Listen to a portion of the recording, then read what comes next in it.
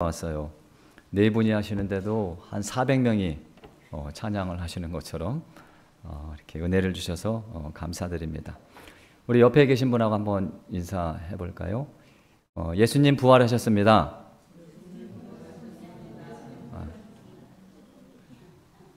우리 좀 그 믿는 표정으로 다시 한번 예수님 부활하셨습니다. 자, 한 번 더 인사하겠습니다. 당신도 부활하실 겁니다. 믿습니까? 네.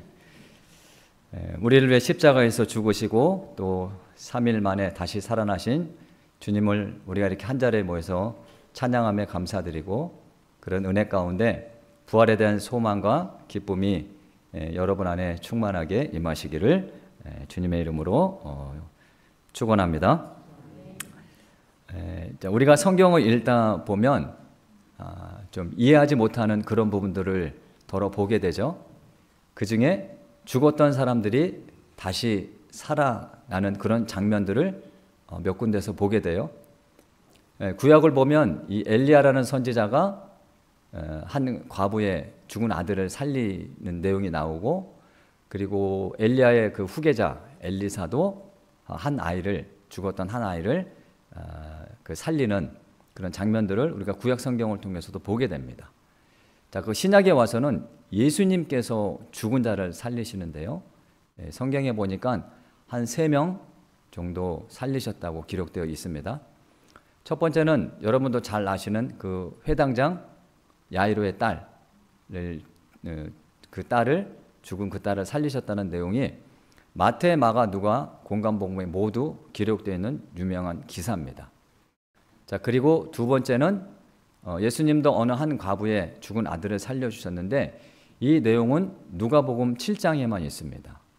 누가복음 7장에만 기록되어 있고, 세 번째는 요한복음 11장에 있는 그 마리아와 마르다와 마리아의 오라버니 나사로를 살려주신 그런 내용을 다 잘 아시리라 믿습니다.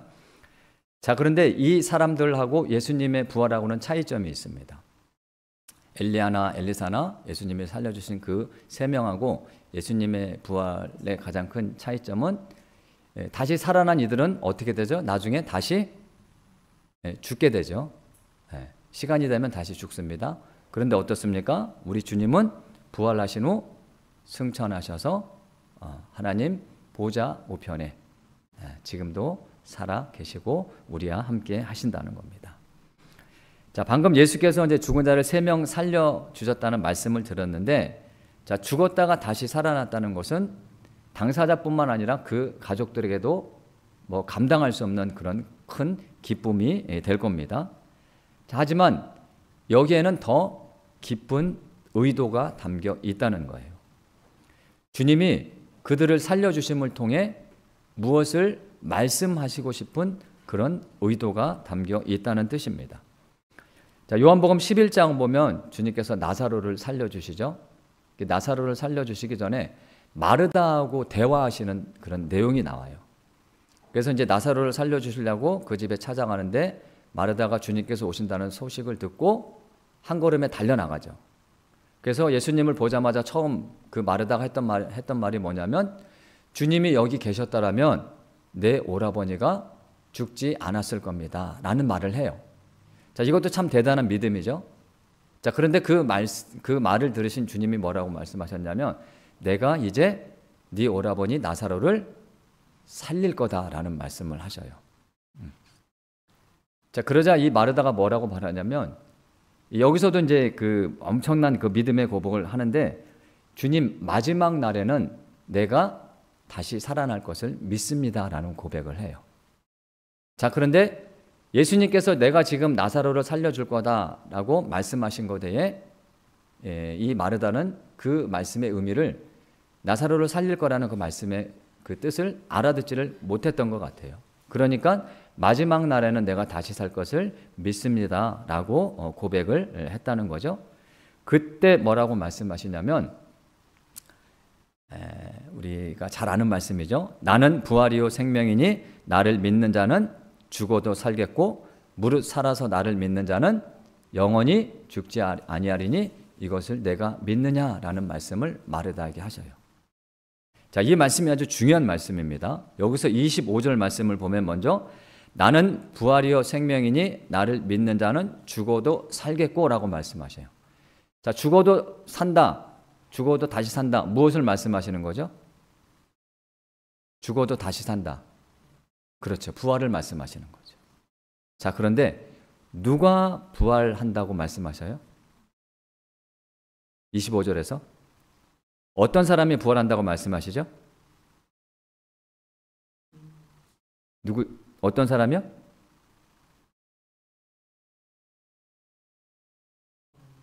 그렇죠. 나를 믿는 자입니다. 예수를 믿는 자가 부활한다는 거예요. 이게 중요한 겁니다. 나를 믿는 자는 죽어도 살겠고 부활한다는 거죠. 그리고 그 뒷부분을 볼까? 26절. 무릇 살아서 나를 믿는 영원히 죽지 아니하리니 이것을 내가 믿느냐. 영원히 죽지 않는다는 것은 무엇을 말씀하시는 겁니까? 그 두 글자로 영생이라고 하죠. 자, 그럼 여기서도 누가 영생을 누린다고요? 누가? 똑같습니다. 부활하고. 나를 믿는 자입니다. 나를 믿는 자가 영생을 누린다라는 거예요. 예수 그리스도를 믿는 자가 영생을 얻게 된다는 말씀입니다. 자, 그래서 부활과 영생은 누구에게 주어지느냐? 예수께서 나의 구세주라고 고백하고 믿는 사람에게 주어진다는 거예요. 믿습니까? 그러면 부활하고 영생은 무엇하고 연결되어 있는 거예요? 예수님을 믿는 믿음하고 연결된 거죠. 그래서 부활, 영생, 믿음. 부활과 영생은 믿음과 연결되어 있다는 겁니다. 자, 그러면 우리가 여기서 본문의 말씀 들어가기 전에 그럼 예수를 믿는다는 것이 어떤 의미인지 그 의미를 먼저 찾아보도록 하겠습니다. 자, 우리가 믿음이라고 생각하면 이렇죠. 예수께서 나를 위해서 십자가에서 죽으셨다. 그래서 그 보혈의 그 공로로 나의 죄를 씻어주시고 하나님의 자녀 삼아 주셨다. 자, 이걸 믿는 게 믿음입니다. 맞죠? 이건 아주 중요한 믿음이에요. 자, 그런데 이 믿음은 반쪽짜리 믿음밖에 되지 않습니다. 온전한 믿음이 아니라는 거예요. 자, 그렇다면 성경에서 말하는 믿음이란 어떤 것인지 한번 볼 텐데요.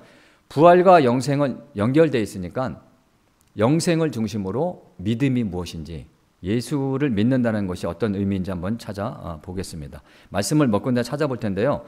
먼저 우리 요한복음 3장으로 한번 가봅시다. 요한복음 3장. 자, 누구에게 영생이 주어지는지 그 말씀을 보는 거예요. 예수님을 믿는다는 게 어떤 의미인지 요한복음 3장으로 가서 35절에서 36절 마지막 부분이죠. 35절에서 36절을 함께 읽겠습니다. 요한복음 3장 35절 36절 시작. 아버지께서 아들을 사랑하사 만물을 다 그의 손에 주셨으니 아들을 믿는 자에게는 영생이 있고 아들에게 순종하지 않은 자는 영생을 보지 못하고 도리어 하나님의 진노가 그 위에 머물러 있느니라. 자, 36절만 보세요. 아들을 믿는 자에게는 무엇이 있고? 영생이 있고입니다. 그리고 아들에게 무엇하지 않은 자는 영생을 보지 못하고. 자, 그러면 믿는 자하고 같은 의미가 뭡니까? 믿는다는 의미하고 같은 의미가 뭐예요? 순종하는 거예요. 믿는다는 것은요, 순종한다는 뜻입니다. 우리 5장으로 가서 또 한 군데 봅시다. 5장. 자, 믿음 이퀄 순종이죠? 5장으로 가서 24절도 같이 읽어봅시다. 24절 말씀 시작. 내가 진실로 진실로 너희에게 이르노니 내 말을 듣고 또 나 보내신 이를 믿는 자는 영생을 얻었고 심판에 이르지 아니하나니 사망에서 생명으로 옮겼느니라. 여기서도 말씀하시죠. 내 말을 어떻게 하고? 내 말을 듣고입니다. 듣고. 내 말을 듣는 자가 영생을 얻는다는 거예요. 자, 히브리어로 듣다라는 말은 순종하다라는 뜻이 또 있습니다. 그래서 유대인들은 하나님의 말씀을 듣는다라고 말하면 하나님의 말씀에 순종한다라는 말로 알아들어요.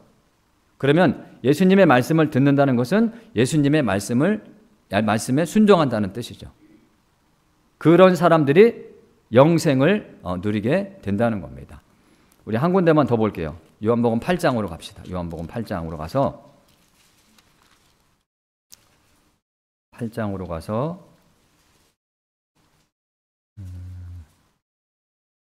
51절을 읽어보겠습니다. 51절. 요한복음 8장으로 51절 같이 읽습니다. 시작.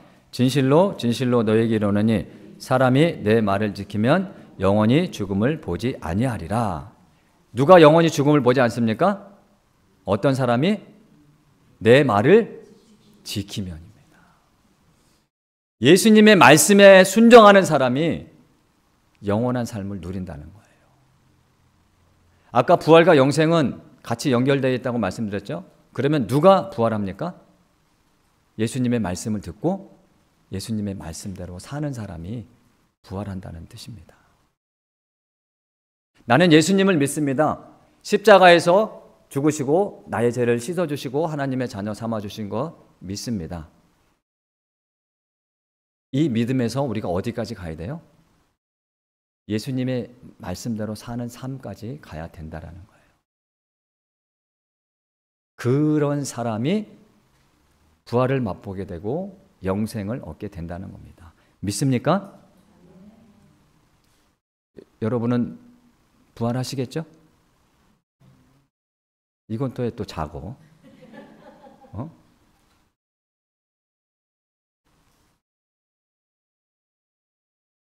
우리가 그냥 단순하게 믿지 말고 어떻게 해야 부활할 수 있고 영생을 얻을 수 있는지 그 답을 찾아서 그 답대로 살아가고자 하는 거예요.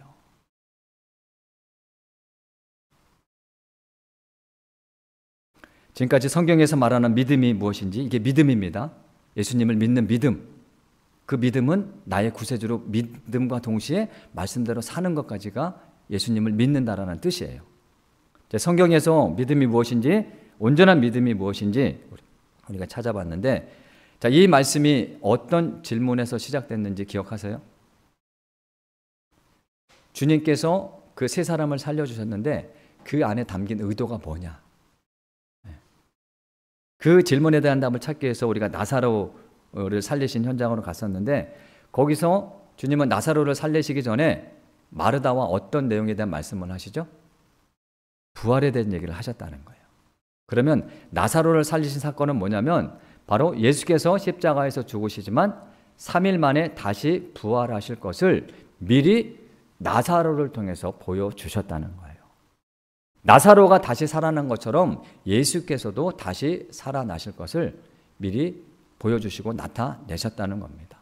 야이로의 딸을 살리신 것도 어느 한 가부의 그 아들을 살려주신 것도 똑같은 의미입니다. 그들을 살려주심을 통해서 예수께서 부활하실 것을 미리 보게 하셨다는 거예요. 이제 오늘 본문 말씀으로 가서 예수님이 부활하신 현장에 대한 말씀을 나눠보도록 할 텐데요. 요한복음 20장 1절을 보면 안식 후 첫날이라고 되어 있어요. 안식 후 첫날. 유대인들은 토요일이 안식일이죠. 그럼 안식 후 첫날이니까 토요일 다음 날이니까 주일이 되겠죠. 그걸 기념해서 우리 기독교는 주일을 지키는 겁니다. 주님께서 부활하신 날이죠. 그날 막달라 마리아가 예수님의 무덤을 찾아갔던 것 같아요. 이 막달라 마리아에 대한 이야기는 사복음서에 다 나와 있습니다. 예수님의 무덤을 찾아간 자로. 자, 그럼 우리가 여기서 하나님께서 어떻게 일하시는지를 먼저 한번 볼게요. 어떤 방법으로 일하시는지. 예수님은 제자들에게 내가 십자가를 질 때, 잡혀갈 때 너희들 다 도망갈 거야. 그래서 다 도망가죠. 근데 십자가자를 끝까지 지킨 사람들이 누구였습니까? 여자들이었습니다. 십자가에서 죽으신 예수님을 장사하게 해달라고 아리마대 사람 요셉이 빌라도를 찾아가요. 그래서 그 시체를 받아서 장사를 지내는데, 그 자리에도 누가 있었냐면 끝까지 여자들이 있었고요. 막달라 마리아도 그 자리에 있었습니다. 그리고 부활 후 안식 후 첫날 예수님의 무덤을 찾아간 자도 누굽니까? 20장 1절에 보니까 누구예요? 막달라 마리아가 나와요. 막달라 마리아. 그리고 또한 그녀는 예수님의 부활을 제일 처음 목격한 사람이 되고 그 소식을 제자들에게 알려줍니다. 자, 하나님께서 어떻게 일하시는지 보십시오. 자, 예를 들어서 그 당시 유대사에서 여자들은요, 뭐 쉽게 말해서 사람 대접을 받지를 못했어요. 그래서 그 나라에서 인구 조사를 하잖아요. 그럼 여자들은 그 인구 조사에 포함도 시키지 않았대요. 그 정도로 차별받은 그런 시대였는데, 당시 유대 사대에서 여자들은 그 법정에서 증인으로 쓰지 못했다고 합니다. 법정에서 어떤 사람들이 증인으로 못 쓰냐면 고리대금하는 사람들, 그 다음에 뭐 세리들, 뭐 죄인들, 뭐 이런 사람들이 법정에 증인으로 못 써요. 근데 그런 거와 또 없음에도 불구하고 여자라는 신분만으로도 법정에 서지 못하게 했다는 거예요. 자, 그만큼 그 당시 사회에서는 여자들을 남성 우월주의 그 사회에서 여자들을 무시하고 대접하지 않았다는 겁니다. 자, 그런데 보십시오. 하나님은 지금 그렇게 사회에서도 인정받지 못하고 연약한 자인 한 여자를 통해 예수님의 부활에 대한 소식이 시작되었다는 거예요. 놀라운 일입니다. 이게 하나님께서 일하시는 방법이에요. 이건 오늘날 우리에게도 똑같이 적용되는 말씀입니다. 내가 부족하다고, 나는 믿음이 부족하다고, 나는 배운 것이 없다고, 우리가 그렇게 말해서는 안 된다는 거예요. 하나님의 일은요, 누가 하십니까? 하나님께서 하시는 거예요. 어떤 사람이든 하나님의 일을 내가 하겠다고 마음만 먹으면 하나님께서는 그 일을 감당할 수 있는 힘을 주신다는 겁니다. 믿습니까?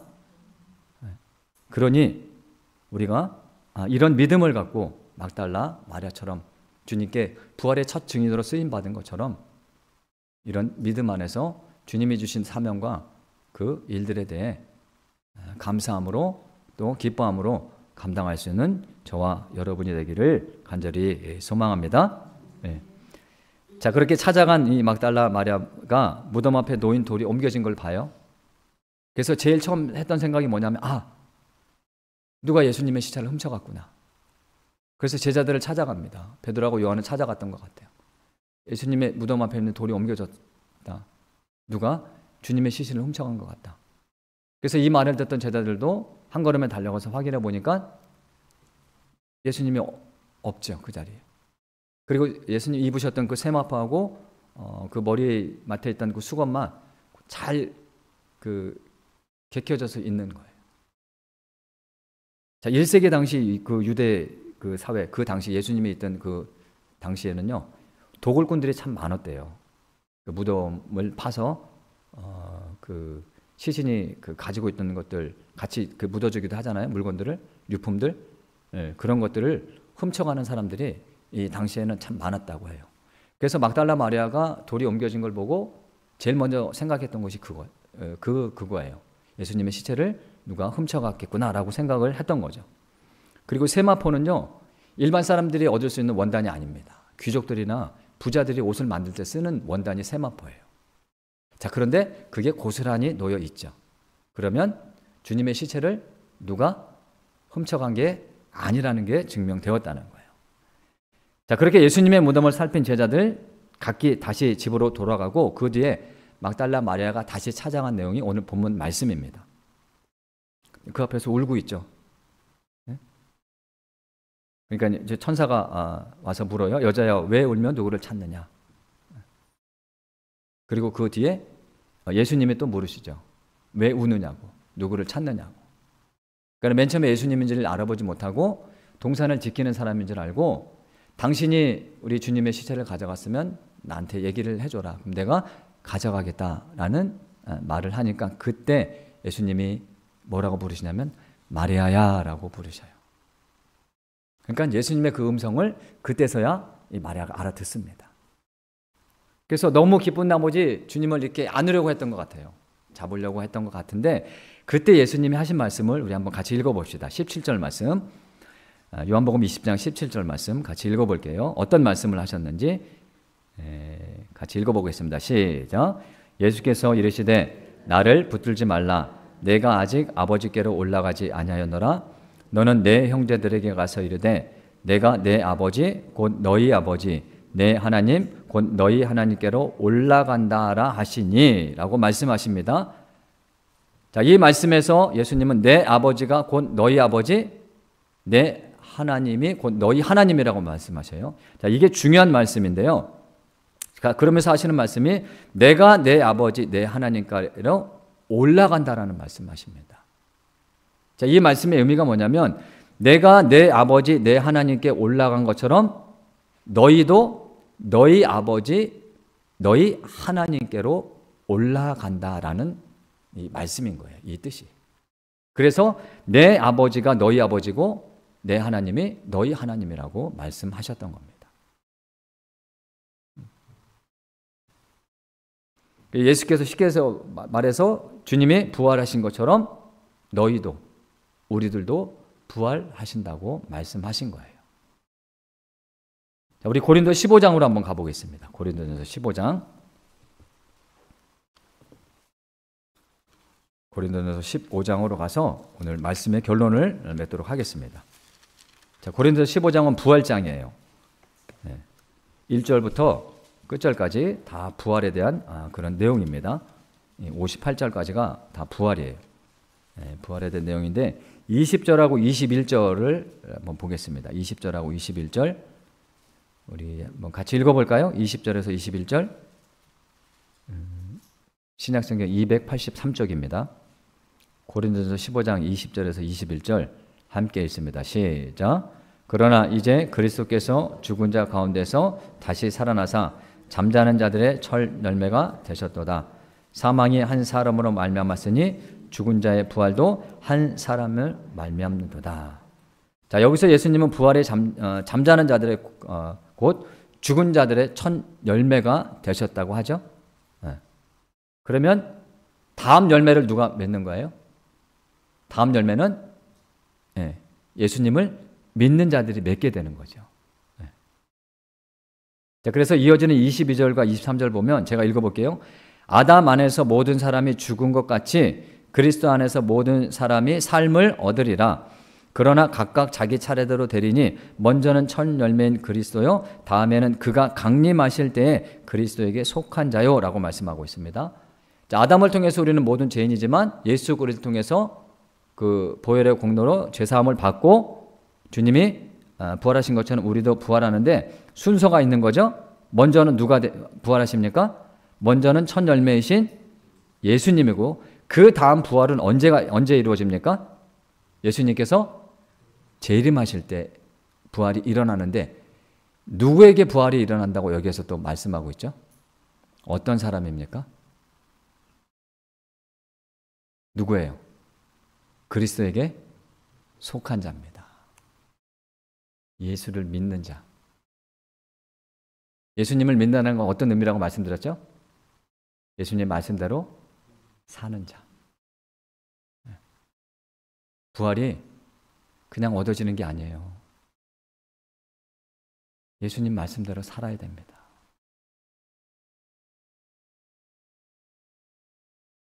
그래서 이 부활장에서 바울이 강조한 게 뭐냐면 34절 보세요. 부활을 얘기하는데 이런 말을 해요, 바울이. 보십시오. 34절 보니까 앞부분만 제가 읽어볼게요. 깨어 의를 행하고 뭐를 짓지 말라? 죄를 짓지 말라. 이게 부활신앙을 가진 자의 삶이어야 한다는 겁니다. 날마다 깨어 있어야 돼요. 그리고 죄를 짓지 않으려고 온 힘을 다해야 됩니다. 하나님의 말씀대로 살아야 된다는 거죠.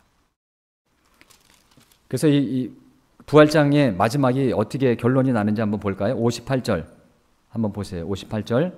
그러므로 15장 전체의 결론입니다. 그러므로 제가 읽어볼게요. 그러므로 내 사랑하는 형제들아 견실하며 흔들리지 말고 항상 주의 일에 더욱 힘쓰는 자들이라. 이는 너희 수고가 주 안에서 헛되지 않은 줄 알미라. 그러므로 내 사랑하는 형제들아 견실하며 흔들리지 말고 하나님의 믿음 안에서 말씀대로 살아가는 가운데 믿음이 흔들리지 말고 항상 주의 일에 더욱 힘쓰는 자들이 되라. 자, 여기서 주의 일에 더욱 힘쓰는 자들이 되라고 하는 말씀의 뜻은 계속해서 지금 바울이 부활에 대해서 얘기를 하는 거죠. 그러면 어떤 일에 힘쓰라는 걸까요?